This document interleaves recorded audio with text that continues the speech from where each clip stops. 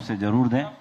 मैं एक सवाल और एक प्रस्ताव रखना चाह रहा था, चूंकि आप टूरिज्म और जल संस्था जो दोनों आप मिनिस्ट्रीज देखते हैं, मेरे मन में कई बार ख्याल आता है कि लोग जब आते हैं तो हम पानी रख देते हैं कि वो आदमी पिएगा, पर वो पीता नहीं, जरा सा पीता है, बाकी वापस चला जाता है।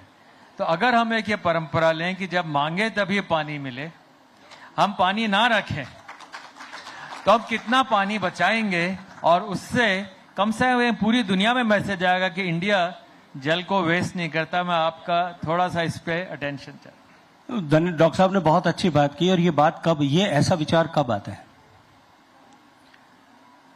ऐसा विचार सिर्फ भारतीय व्यक्ति ही सोच सकता है।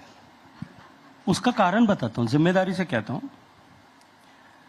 देखिए, जितना पानी टोटल उपयोग में आता है उसका हम जो डोमेस्टिक पर्पसेस के लिए जितना उपयोग करते हैं, पीने का पानी छोड़ दीजिए, उसके अलावा भी डोमेस्टिक पर्पस के लिए, नहाने के लिए, बेदिंग वाटर, फ्लश करने के लिए पानी लेते हैं, कपड़े धोने के लिए, बर्तन धोने के लिए, कपड़ा, खाना बनाने के लिए, whatever purposes. Domestic water means अपने बगीचे की सिंचाई करने तक, आपकी गाड़ी धोने तक, सब। आपके घर में जो टैप से पानी आता है उसका जितना उपयोग होता है वो सब,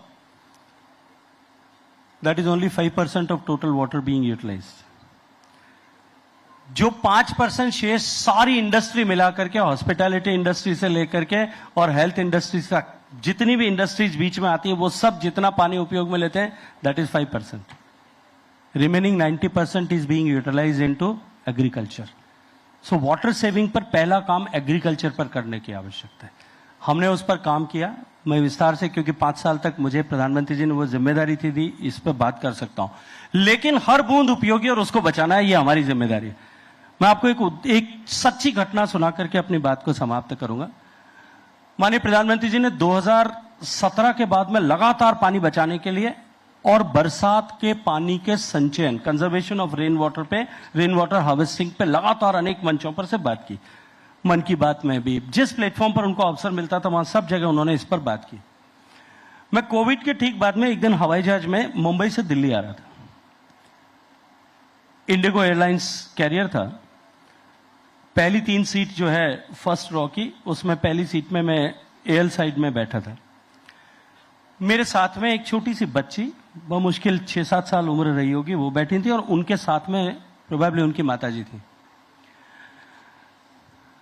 हवाई जहाज ने जब टेक ऑफ किया, उससे पहले से लेकर के वो माताजी, जैसे आजकल की सारी बहनें होती हैं, वो मोबाइल में ऑक्युपाइड थी। हवाई जहाज टेक ऑफ होने के बाद में वो जो एरोस्टिस थी, वो बहन पानी लेकर के आई।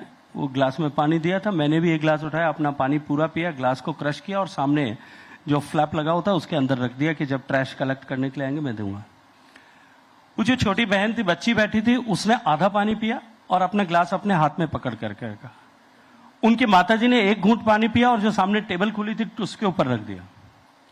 थोड़े देर बाद जब वो ट्रैश कलेक्ट करने के लिए आई, मैंने अपना जैसे फ्लिप में से ग्लास निकाला, फ्लैप में से, तो वो बच्ची ने अपना पूरा ग्लास पानी पिया और मेरी तरफ इशारा किया, ग्लास मुझे दे दीजिएगा। संस्कारित परिवार की बच्ची थी, छोटी सी बच्ची।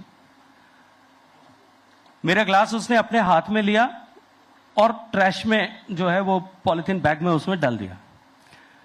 उनकी माताजी फिर भी मोबाइल में बिजी थी। उन्होंने वो जो एक घूंट पानी पिया था उसको उठा करके, ग्लास को उठा करके वो डालने लगी उसमें। उस छोटी बच्ची ने हाथ पकड़ा, मामा you can not waste water, Modi ji ने मना किया। क्या बात है।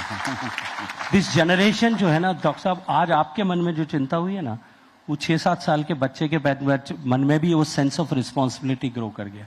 And that is the key of success. उसी से रास्ता बदलेगा।